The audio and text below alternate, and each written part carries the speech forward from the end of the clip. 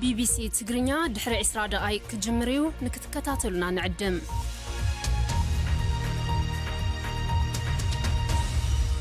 كون سجنتا BBC أفان أوروموتي نولين ترى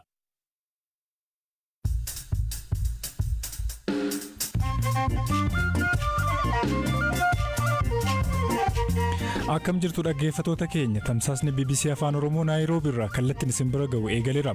Qabiyyeen irraaf soneeffanne lammiilee Itoophiyaa mana hidhaa Saawudii jiran maal himataa jiru? Poolisoota nu eegan kana gaafanne maal uummata nan yoo waan biraa dhabdan asitti nuuf xaafaa hinna wallahi gaafa nu gameechu. Isin uummata isin fixuuf isin taane waan tokko isin gochuuf isin taane nuun jedhanii nutti baachan. Gogiinsi Booranatti jabaate namaaf beelladoota qofa otoo hin taane bineensota daggalaa miidhaa jiraachuu gabaasa qabna. Magaalaa Finfinnee bulchiinsa Nifaas Silkitti barattoota maaltu mudate? Aggaadhaan ሁለት ልጆች ናቸው አጥወልውሏቸው jalqaba ijoollee lamatu lafaan isaan marraan kufan isaan lamaan yaala argachuu waan qabaniif ambulaansiin fudhannee baane. Oduuf odeeffannoo biroos qabna. Ani Hirphaa Gammachuu isiniif dhiyeessa amma xumuraatti nu hordofaa.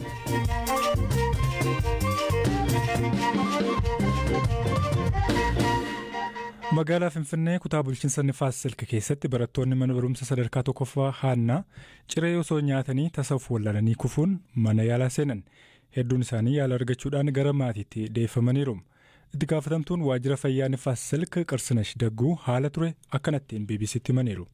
aggaadhaan ሁለት ልጆች ናቸው አጥወልውሏቸው የወደቁት jalqaba ijoollee lamatu lafaan isaan marraan kufan isaan lamaan yaala argachuu waan qabaniif ambulaansiin fudhannee baane. Maatiin ijoollee kanneen arguun naasuu uumeera. Mana yaalaa naannicha jirutti akka yaalaman gooneerra. Nyaatni summaa'uu waan agarsiisu hanga ammaatti hin arganne garuu ogeeyyiin qorannoorra jiru. Ijoolleen hunduu amma fayyaa gaarii irratti argamu. Erga yaala argatanii maatii mallatteessifnee gara mana isaaniitti fudhatanii akka galan gooneerra. Yommuu odeeffannoo jiru qorannu ijoolleen nyaaticha hin nyaannes kufaniiru. Warra kufan arganii naasuudhaan kan kufan barattoonni baay'een jiru. Maatiinis odeeffannoo dogoggoraan ijoolleen keenya akkas tahan waan jedhaniif rifaatuun mudateera.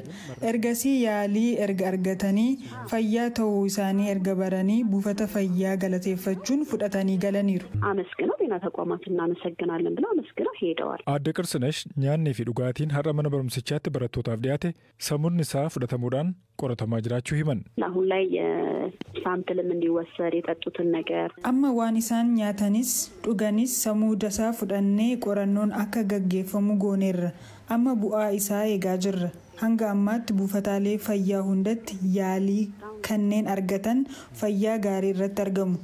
Maatis tasgabbeessaa turre. Lakkoofsa isaanii ilaalchisee odeeffannoo walitti qabaa jirra. Gara aanolee adda addaattis ergineerra. Hanga ammaatti maatii wajjin kan wal quunnamsiisne gara 500 ol ta'u. Miidhaa guddaan ga'e tokkoyyuu hin jiru. Ijoolleen yoo tokko kufu yookaan ol baasu akkasuma amala fakkeessuu qabu. Garuu amma hunduu nagaadha. Mana barumsicha keessatti nyaata qophaa'u qulqullina isaa qaamni hordofu jira. Karaa mana barumsaas karaa waajjira fayyaas ni hordofama. የምግቡን ጥራት አጠቃላይ ሁኔታውን የሚከታተል አካል አለ.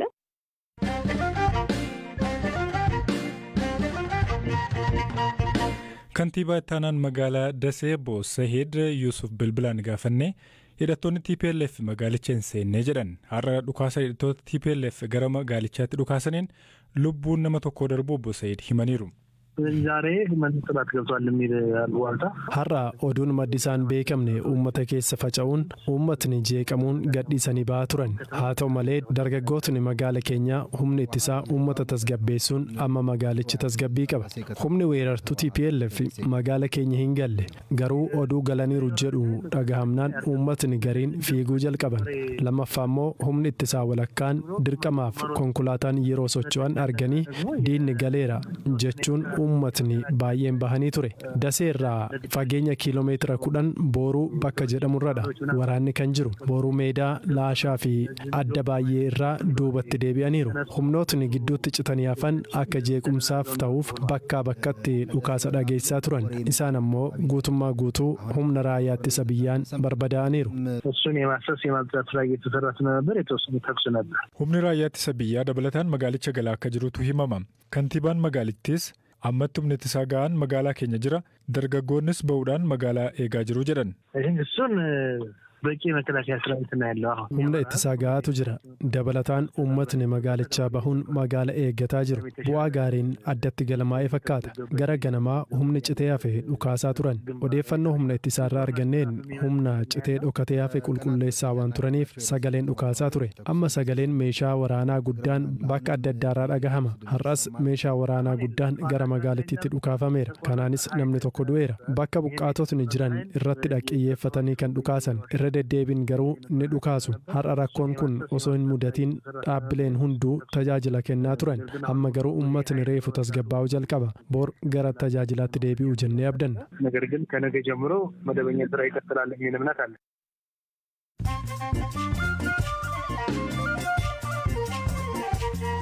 Amma mooduun gaggabaabsee isinitti hima. Abbaan alangaa federaalaa finciltoonni TPLF naannolee Amaaraa fi Affaar iddoowwan to'atanitti yoo xiqqaate namoota nagaa 482 ajjeesan jechuun himateen. Ministeera haqaatti dameen abbaa alangaa fi gareen qorannoo poolisii federaalaa qorannoo yakkaa bu'aa marsaa jalqabaa naannolee Affaarii fi Amaaraatti gaggeessuu ifoomsee jira. Gartuun qorannoo kun lubbuu namoota darbeen alatti naannolee lamaan keessatti namoonni 165 miidhama qaamaaf saaxilamuun namoonni 109 humnoota TPLF'n gudeedamuu ibsee jira. Poop Firaansis dhaamsa addatti BBC'f ergame keessatti yaa'ii jijjiirama qilleensaa torban dhufu Gilaaskootti gaggeeffamu irratti deebii bu'a qabeessa akka dhiyeessaniif dureewwan addunyaaf waamicha taasisan. Phaaphaasichi rakkoolee weerara koovidii dabalatee dhimmoota jijjiirama qilleensaa fi rakkoolee dinagdee biraa kaasuudhaan murtee cimaan akka fudhatamuuf dureewwan addunyaatiif waamicha dabarsaniiru. Aangawoonni Paalestaan dhagaa xixiqqaa lafarraa hafamee fi addunyaa irratti isa guddaadha jedhame magaalaa Yaarikoo kan bulchiinsa West Bank keessatti ifoomsaniin ijaarsi dhagaa xixiqqaan yookiin moozaayikiin marsaa Ishaam irratti ijaarame deebisanii ijaaruudhaaf waggaa 5 kan fudhatee fi baasii $12 miliyoona 12 fixee jedhamee jira. Oduun sa'aatii kanaaf qaban isaan kana turan.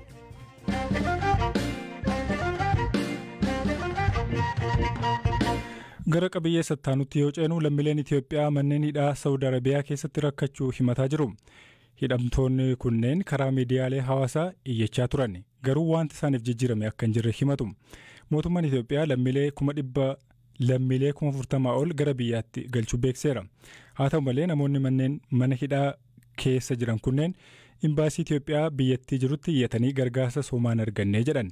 Mana hidhaa Saawudii magaalaa Makkaatti ji'oota 6 hidhaa kan ture Fuwaad Muhammad haala keessa jiru akkanattiin gaafadheera. Lammiin biyya biraatii waraqaan qabne as keessaa galuu qaban jedhanii murteessan yeroo jalqabaan qabame yeroo sana kaasee asumaan jira ijoolleen yeroo sana wajjiniin qabamne hundi keenya US irra kutaanuu keessa jiru keessa nama 180 akkana 80 haala keessa jiru immoo yoo sittime wallaahi baay'ee nama sodaachisa haala nu keessa namni ni dhukkubsataa manni nuti keessa jiraannu mana namni keessa jiraachuu ta'u baatii keessaa ofiin yeroo tokko yeroo lama dhufanii qulqulleessu manni sagaraanuu tollee kana biraan mukayyafa innaan jira mukayyafni kun qabbana uffatan qabnu gaafa dura dhufnu akkuma sanaan urgalleerra hin jiru wanni namni uffatee bulu kanarraan kan ka'e namni baay'een isaadhaan qofaadhaan qabamee namni kun wal keessatti dhukkubsataadha hedduu namni nagaan hin jiru ammas kana biraan hanqina nyaataa baay'eetu jira sa'aatii 24 keessatti yeroo lama nuu galchan nyaata kan nuu galchan nyaata xiqqaa wallaahi kan nyaata gahaa nam tokkoof hin taane nama 3-4 galchu rakkina akkanaa hedduutu jira namni as keessatti namni baay'een isaa miidhamaadha jechuudha harma gabaabaa. Mee warri imbaasii Itoophiyaa fa'aa dhufanii isin ilaalanii beeku haala isin keessa jirtan isin gaafatanii beeku? Waan si dhibusaa isaan dhufanii nu ilaaluu dhiisiti ogguu tokko irra baatiidhaaf waan akkanaatiif deema ijoolleen namni 9 bakkatti dhukkubsatanii hulaa dhodhoofnee nama dhukkubsataa kana nurraa fuudhaa ogguu himannu ol seenanii nu reebnaan imbaasii nuu fidaa imbaasii biyya keenya nuu fidaa isaan nuti dhufanii nu ilaalan jennaan namni dhufee ilaalu sin jiru isin imbaasiin qabdanuu isin hayawaanaa nan jedhan usnee dhiifne jechuudha takkaa wannan kana sin jedhuu fi takkaa erga arra baasii 5 fi guyyaa 19 ilaal ergaan qabame mana kana seenetti takkaa guyyaa tokko maqaa imbaasii Itoophiyaatiin namni bakka nu keessa jiru kana namni dhufee nu ilaalan jiru. Mee maaltu akkasinii ta'uu barbaaddu ammatti gama mootummaa Itoophiyaa irraan?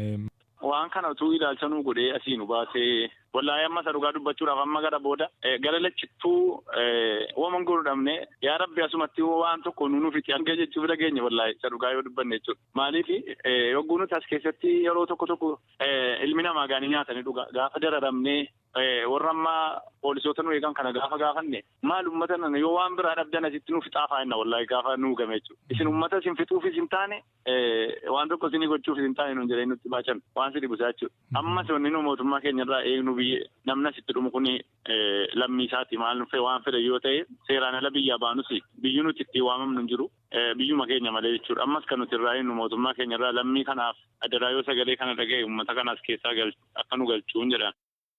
Mootummaan Itoophiyaa lammiilee rakkoo keessa jiran baraaruudhaaf hojii hojjetaa jiru gaafachuudhaaf Saawud Arabiyaatti ambaasaaddara Itoophiyaa Leencoo baatee dubbisuudhaaf yaaliin goone hin milkoofne.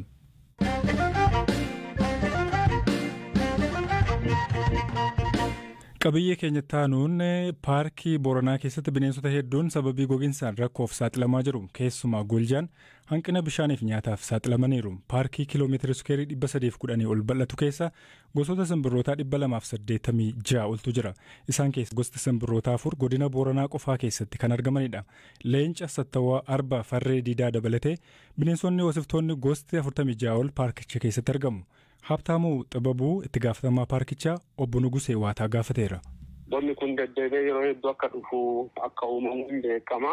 Durallee rakkoo chaalenjii akka waliigalaa qabnu keessaa tokko rakkoo dhabamiinsa bishaan already akka godinaatti waan hin jirreef paarkiin illee godinuma kana keessa waan jiru rakkoo sababa kanaaf asiin durallee bineensa akka miidhamaa turellee achirratti kaasnee turre. Haa ta'u bonni kun aga dhufee bineensa bosonaa waan jiraniif amma keessattuu bineensi bosonaa akka waliigalaatti hin taane keessattuu bineensa akka Goljaa, harree diidaa adda dureedhaan sababa bishaaniitiin akka miidhaman beekamanii kana wal qabatee amma rakkoo guddoo kan nutti ta'e hojii eegumsaaf kunuunsa akka godina Booranaa keessattuu ga'ee leencaa kan qaban kanaan durallee dhiyaateera keessattuu kunuunsa irratti eeguu irratti aadaa guddoo kan qabu hawaasa uummata Booranaati. Uummanni kun immoo yeroo ammaa maal keessa akka jiru walumaan beekna isaan iyyuu sababuma kanaan keessattuu gara godina Booranaa gara kaabaa irratti roobni xiqqoon kan jiru gara waan ta'eef garana godaananiiranii sababa kanaan dhiibbaan guddaan already iddoowwan kunuunsaa paarkii kan keessattuu naannoowwan akka muraasa roobni dhaqqabne kanarratti dhiibbaan guddaan akka jiran hin beekama. Haa ta'u garuu bineensota akka Goljaa kana keessa akka carraas ta'ee hanga ammaatti onna ta'uu dhabuus huqqinni guguddoon hin mul'ata. Kan nuyi argine immoo kan du'anii jiraachuu danda'a. Gama harreetiin immoo haga ammaa harreen hin duune du'iitiin qunnamallee hin jiru. Haa ta'u garuu bineensa bosonaa dabaabonaa kanaan akka saaxilaman ofiin hin beekamu. Tarii Goljaan kan huqqateen alatti sababa bona kanaatiin kan lubbuun darbe jira. Yeroo bonaa kana Goljaa harree diidaa gosa lamatu jira. Barsteen zebraa ta'ee nuta zebraan isii babal'uu tana isiin immoo almost irra caalaan isii yaabeelloo gara bahaatiif akkasitti argamti. Haa ta'u garuu saaritee siin jira. Kun immoo gireevii zebraadha. Gireeviin zebraan kun saaritee jira. Sanyiin isaa akkuma East Afrikaatti iyyuu lakkoofsiisaa baay'ee xiqqaadha. Itoophiyaa keessaa bakki immoo population gahaan jiru paarkii biyyoolessa Booranaa keessaa bilookii saaritee kana. Kanaaf bonnis immoo saaritee irra waan cimu. Sababa kanaaf saaritee irratti xiyyeeffannee naannoo kanatti hojjechuu jirra. Hanqina qabuun jira. Bineensi bosonaa immoo qaamaan wanni nu ilaallu qaamaan socho'anii haga tokko nyaata argachuu hin danda'anii garuu hanqinni nyaataas akkuma margaa kana jiraa kan hubanneedha jechuu barbaadeeti. Keessattuu amma Nugusee yeroo akkas bonni jiraatu paarkiiwwan garaagaraa irraa bineensonni gara biyya ollaatti fa'aa yeroo baqatan mul'ata. Wanti kun ni mudata paarkii biyyaalessaa Boorana yaaddoo qabdu gama kanaan. Bineensi qaroodha. Dandeettiin isaa guddoodha. Iddoo isaa mijatuun beekaa. Kanaaf immoo bineensa bosonaa kanaaf fayyadamee carraa kanaaf fayyadamee godaanu yoo jedhu waan ati kaaftu kana ibsuudhaaf eenyu kan godaanu jiraachuu danda'a. Maa jenna akkuma sii kaasaan haalli naannoo san jiru Noorzen Keeniyaa jiru. Keenyaa olitti immoo bona hin qaba waan jedhu tokko dhagahu jira. Yoo ammaaraachii akkasii kana filannoo akkasii kana hin qabaanne sababa saniif naannoo sunuu bonaa kenna immoo wanni caaluun jiru. Akkuma siin jedhama carraa nu qabnu gara yaabeelloodha gara kaabaatti xiqqoo roobni kan jiru haalli wanni hedduu uummannis itti baqachuu jiru garana sababa kanaaf yoo achi hin baqanneen alatti bineensi bosonaa yeroo akkanaa kana keessa fayyadamee hin godaanaa eeggan hin godaanaa iddoo filannoo qabutti hin godaanaa. Sagantaa keenya gara goolabuutti finnee jirra. Odeeffannoo dabalataa hedduu marsariitii keenyarraa kan argachuu dandeessanii qopheessaan sagantichaa Zalaalam Taaddasaati hirphaa gammachuu isiniif dhiyeesseera. Oskaar Bungaa ogeessa teeknikaa guyyaa har'aati. Torban nagaa qabaadhaa iddoo nagaa bulaa. Oromoo.